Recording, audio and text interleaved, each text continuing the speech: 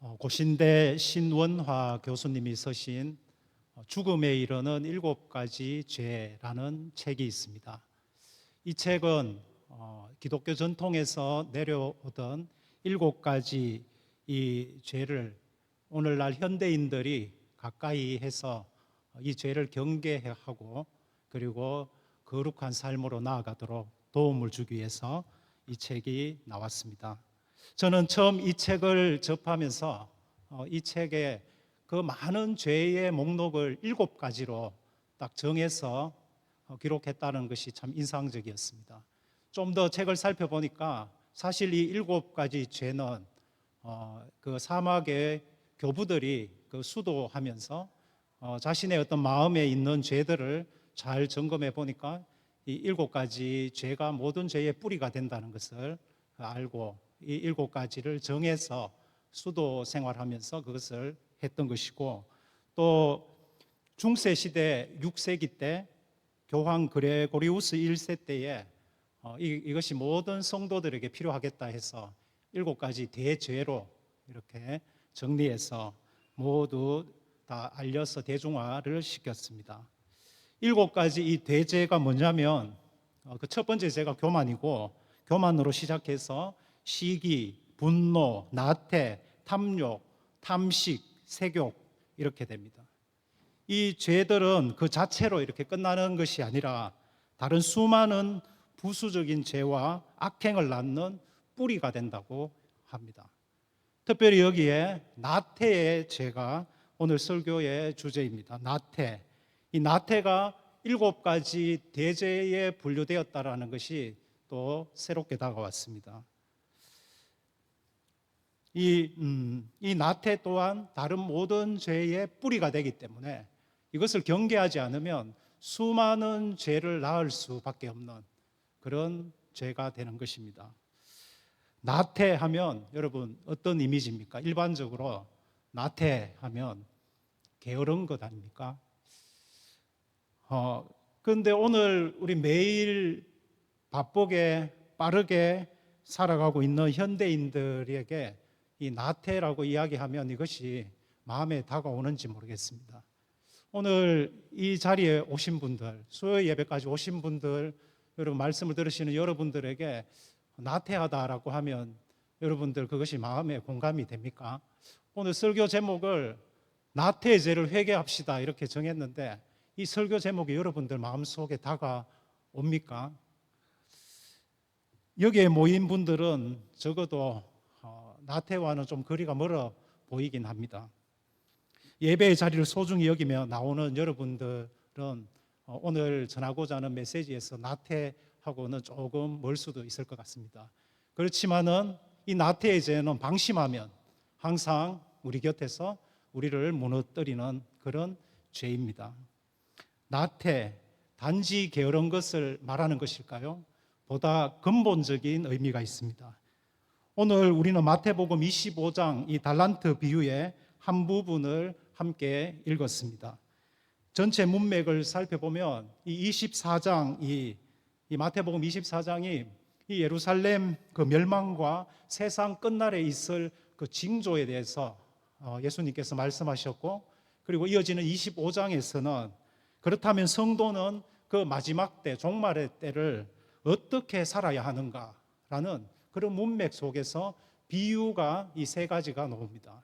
그 첫 번째 비유가 열처녀 비유입니다. 이 열처녀 비유는 신랑을 맞이하기 위해서 깨어 기다리는 것을 강조하고 있습니다. 달란트 비유는 이것과 또 대조적으로 주인이 올 때까지 자신에게 맡겨진 모든 자원을 활용해서 열심히 또 적극적으로 일할 것을 그렇게 말씀하고 있는 그런 문맥입니다.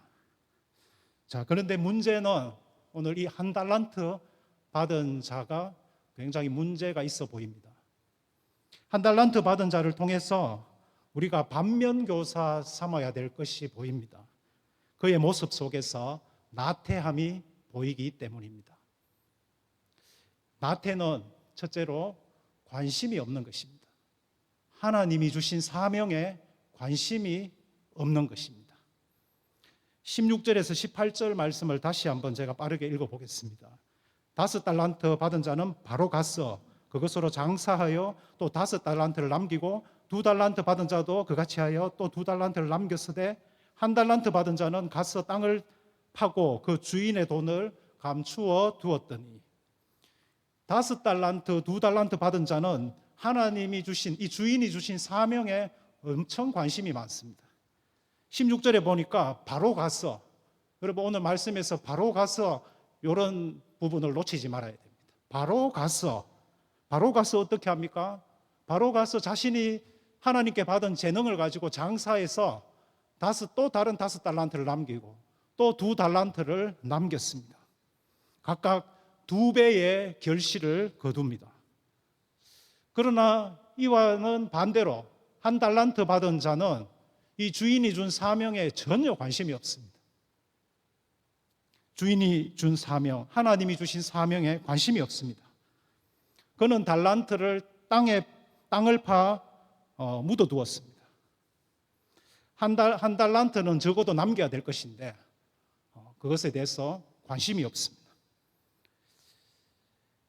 7 대죄에서 이 나태는 라틴어로 아카디아라는 단어입니다. 아카디아라는 단어는 관심 없음, 관심 없음 이런 뜻이에요. 그러니까 나태라는 단어 그 안에 그 본질적으로 관심 없는 것이 나태다. 그것을 좀 오늘 말씀과 연결해서 보니까 영적인 의미에서 하나님이 주신 사명에 전혀 관심이 없는 그 태도가 바로 나태의 태도인 것입니다. 네덜란드 화가 나중에 제가 사진을 하나 띄우면 좋은데 여러분 한번 찾아보십시오. 네덜란드 화가 히에로니무스 보스라는 분이 이 7 대죄를 그림으로 그렸습니다. 그렇다면 그 7 대죄를 그림으로 그렸을 때에 나태는 어떤 그림으로 그렸을까?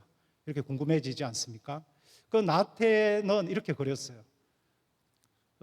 그 수녀가 난로 곁에 따뜻한 난로 곁에 앉아 있는 수사에게 종교적인 의무에 대해서 이것저것 이야기하는데 그 수사는 난로 곁에서 그렇게 졸고 있습니다. 졸고 있는 그 모습을 그리고 있습니다. 그 그림에서 표현하고자 했던 것은 관심 없음. 그러니까 이 나태의 특징은 이 하나님이 주신 사명에 전혀 관심이 없는 것입니다. 이 수사는 종교적 의무에 전혀 관심이 없이 난로 곁에서 졸고 있습니다. 한 달란트 받은 자는 이 주인이 준 이 사명에 관심이 없습니다. 하나님이 주신 사명에 전혀 관심이 없습니다. 왜 관심이 없었을까? 말씀을 묵상해 보니 그것은 방향의 문제입니다. 방향이 이 1달란트 받은 자는 자기 자신입니다. 모든 것이 자기 자신 중심으로 되어야 이 사람은 만족하는 사람입니다. 5달란트, 2달란트 받은 자들의 방향을 한번 보십시오. 5달란트, 2달란트 받은 자는 어떤 방향을 갖고 있습니까? 그 주인을 향해 있습니다. 주인이 말하는 것, 주인이 주시는 사명, 그것이 너무나도 이 사람들에게는 살아가는 방향에 중요한 것입니다. 그래서 그 주인이 이야기했을 때에 그것을 바로 그것을 가지고 바로 가서 5달란트, 2달란트를 남깁니다. 방향이 주인이고 하나님인 이 5달란트, 2달란트 받은 사람, 방향이 오로지 자기 자신의 만족과 자기 자신의 욕망을 위해서 살아가고 있는 1달란트 받은 자의 모습이 완전히 대조되고 있습니다. 사랑하는 성도 여러분, 우리가 예수님을 믿었다면 과연 이 1달란트 받은 자처럼 살 수 있겠습니까? 여러분, 예수님을 믿고 나면 우리에게 어떤 변화가 일어납니까? 예수님을 믿고 나면 우리의 마음이 이전에는 정말 방향이 모든 것이 나 중심이었는데 모든 것이 나 중심으로 안 이루어지면 불만족하고 화내고 짜증내고 그렇게 살았던 우리의 모습이었는데 예수님을 믿고 나니까 옆에 있는 사람들이 보이고 주변에 있는 사람들, 길 가다가 만나는 사람들, 이런 사람들이 눈에 들어오면서 정말 내가 뭐 도와줄 것이 없을까? 내가 좀 친절을 베풀 것이 없을까? 뭘 좀 줄 것이 없을까? 뭐 이렇게 생각하는 사람으로 바뀌어버렸지 않습니까? 그게 여러분 예수님을 믿고 나니까 일어난 변화입니다. 여러분 예수님께서 친히 말씀하셨어요. 고린도후서 5장 15절에 보면 이런 말씀이 있습니다. 그가 모든 사람을 대신하여 죽으심은 살아있는 자들로 하여금 다시는 그들 자신을 위하여 살지 않고 오직 그들을 대신하여 죽었다가 다시 살아나신 이를 위하여 살게 하려 함이라. 예수님을 믿고 나면 이제 그 예수님의 그 사랑에 내가 조금이라도 보답하는 삶을 살까? 내가 어떻게 하면 예수님을 더 사랑할 수 있을까? 예수님이 보내준 이 영혼들, 내가 오늘 만나는 사람들, 내가 더 섬기며 살아야 되지 않을까? 여러분 이것이 예수 믿는 사람이 변화된 모습에서 나타나는 당연한 반응입니다. 디도서 2장 14절에도 그가 우리를 대신하여 자신을 주심은 모든 불법에서 우리를 속량하시고 우리를 깨끗하게 하사 선한 일을 열심히 하는 자기 백성이 되게 하려 하심이라. 그러니까 예수님이 왜 십자가에서 살찌고 피 흘려 주셨습니까? 그건 이제는 방향이 자기 자신을 위해 살지 않고 이제 선한 일을 행하는 그런 친백성, 자기 백성 삼으려고 그렇게 하신 거 아닙니까? 그러니까 여러분 우리가 예수님을 믿고 있다면 절대로 이 한 달란트 받은 사람의 반응, 무관심하게 관심 없이 하나님이 주신 사명, 하나님이 기뻐하시는 것 이런 것에 관심 없이 살 수가 없습니다. 그래서 학자에 따라서 이 한 달란트 받은 자를 불신자로 해석하는 그런 많은 신학자들도 있습니다. 그래서 이건 불신자다 이렇게 이 달란트 비유를 해석하는 것이죠. 그런데 예수님께서 이렇게 하신 말씀을 저는 계속 묵상해 봤을 때 그런 측면도 있지만은 불신자처럼 살고 있는 그리스도인을 향해서 준 말씀이라고 그렇게 적용이 됩니다. 그래서 지금 이 이야기를 듣고 회개하고 돌아서라는 것입니다. 회개하고 돌아서라고. 그런 의미에서 이 메시지를 오늘 우리에게도 주시는 줄 믿습니다. 이 한 달란트 받은 자는 하나님의 일, 사역, 사명에 전혀 관심이 없고 오직 자신의 욕망, 유익을 위해서 자신의 만족을 위해서 사는 자입니다. 자기 욕망을 위해서는 매우 바쁘고 매우 분주하게 살아가지만은 하나님을 향해서는 정말 너무나도 게으르고 나태한 전혀 하나님을 찾지 않는 예배의 자리에 나오지도 않고 기도하지도 않고 말씀을 읽지도 않습니다. 여러분 이런 자의 모습이 한 달란트 받은 자의 모습입니다. 나태의 죄의 이 심각성은 계속 말씀을 보면 사랑이 없는 것입니다. 이 나태의 죄의 심각성은 사랑이 없습니다. 나태한 자는 근본적으로 사랑이 없습니다. 주인을 사랑하지 않습니다. 하나님을 사랑하지 않습니다.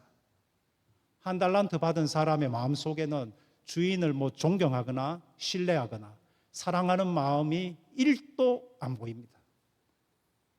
24절, 25절 말씀을 여러분 성경 같이 한번 읽어보겠습니다. 한 달란트 받은 자는 와서 이르되 주인이여 당신은 굳은 사람이라 심지 않은 데서 거두고 해치지 않는 데서 모으는 줄을 내가 알았으므로 두려워하여 나가서 당신의 달란트를 땅에 감추어 두었나이다. 보소서 당신의 것을 가지셨나이다. 여러분 이 한 달란트 받은 이 종은 주인을 굳은 사람으로 보고 있습니다. 이것부터 지금 잘못 보고 있어요.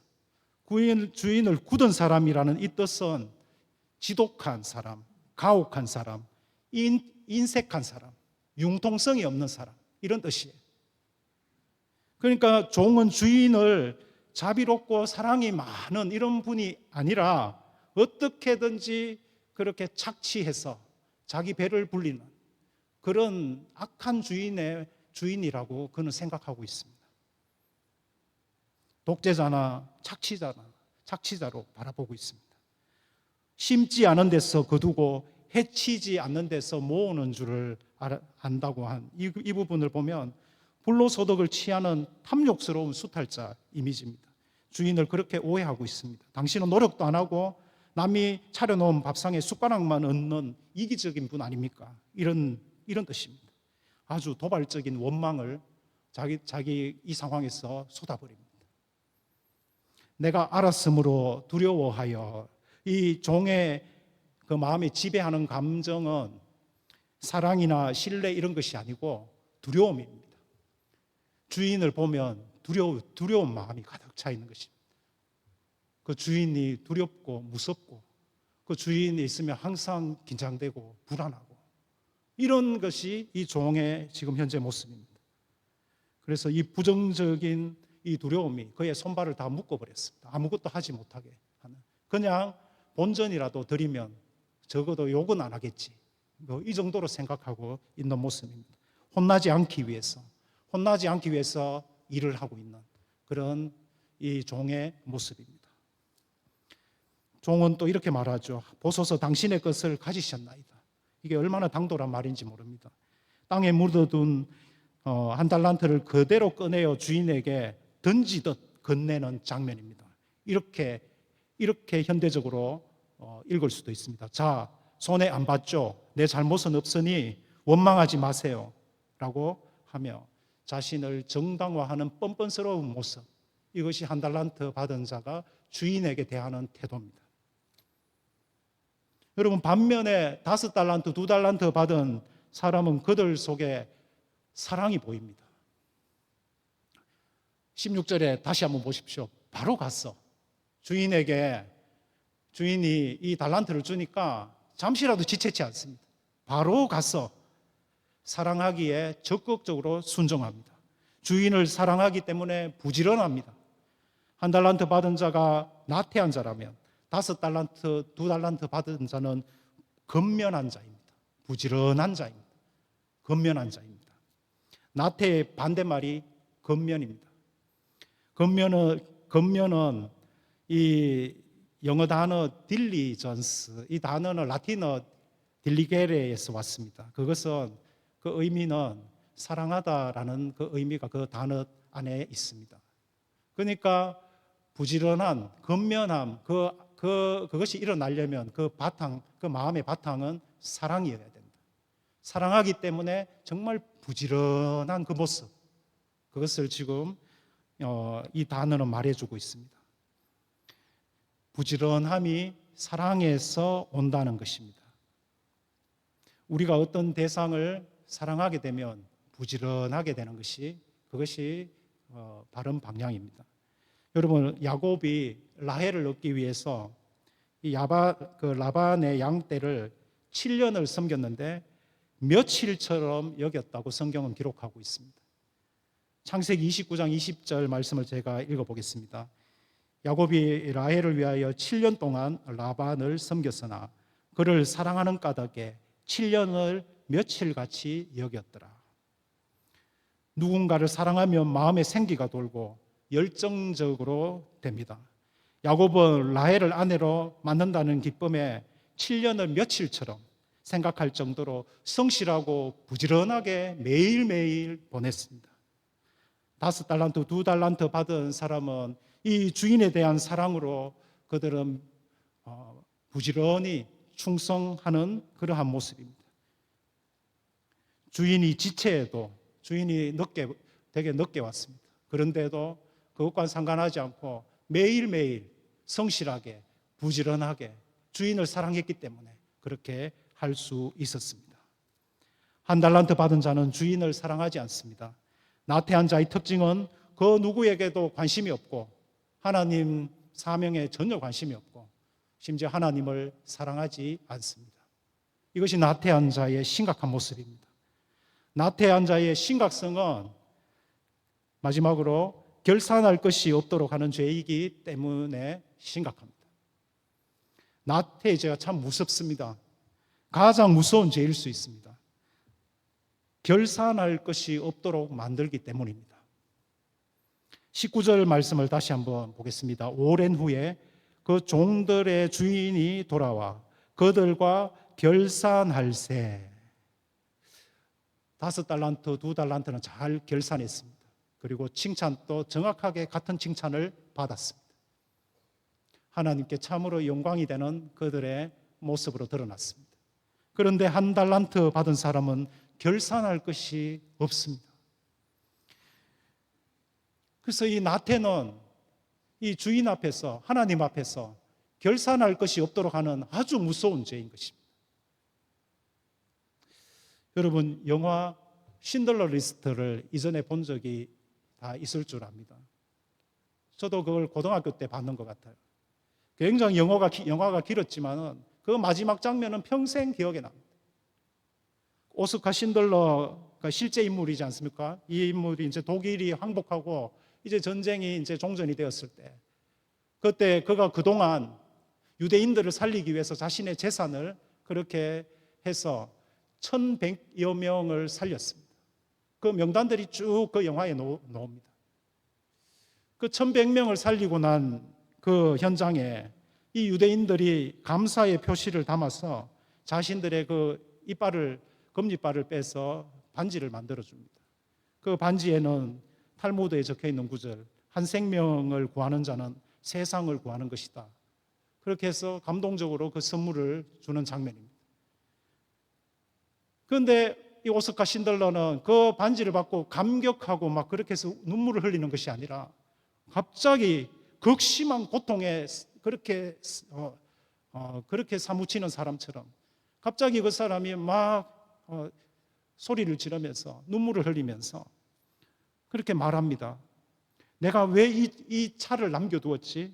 이 차를 팔았다면 10명은 더 살릴 수 있었을 텐데, 아니 최소 6명은 더 구했을 거야. 내가 왜 이 차를 가지고 있었지? 하면서 자신의 차를 잡고 막 후회를 하는 것입니다. 이 차만 팔았다면 적어도 6명은 구했을 것입니다. 자신에게 있는 이 나치 금배지를 이걸 빼면서 이 배지만 팔았어도 1명은 살릴 수 있었을 건데 하면서 눈물을 흘리면서 그는 그 앞에서 토로합니다.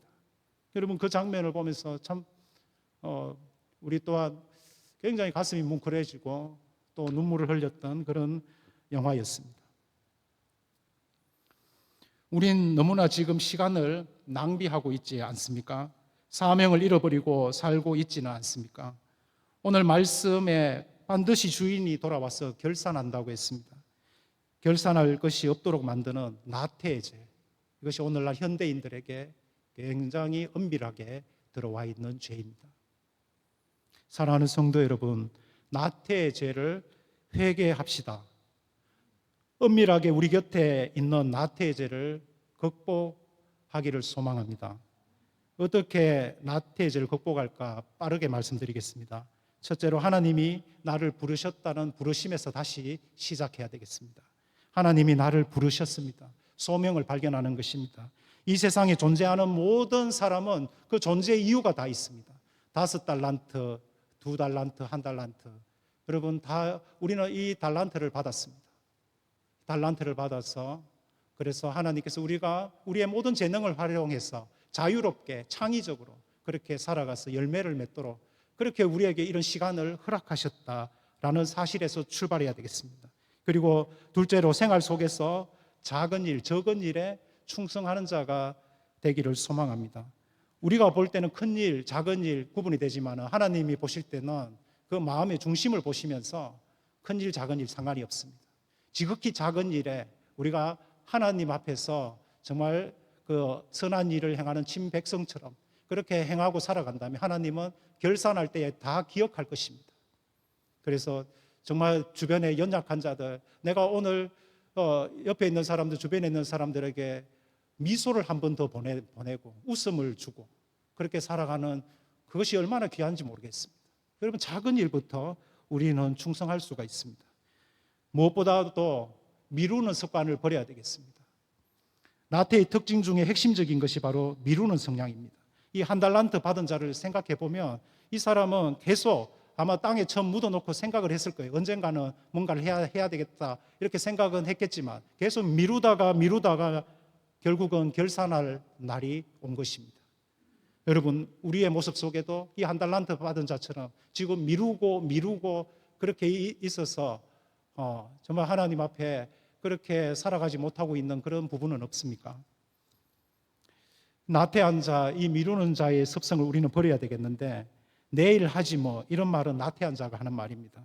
어떤 일이든 약간만 힘이 들면 귀찮아지면 내일로 미뤄버리는 것입니다.